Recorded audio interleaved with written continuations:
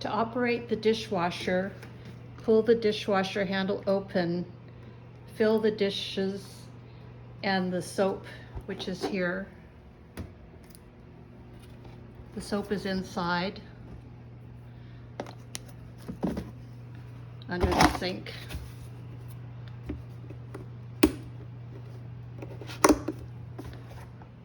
Fill the soap here.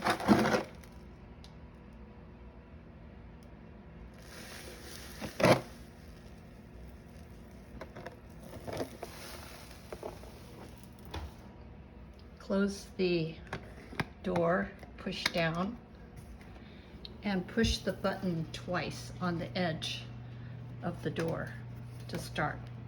Once, twice, and it will automatically start the dishwasher. It'll take about an hour and a half, and then you can open the door and it'll be finished.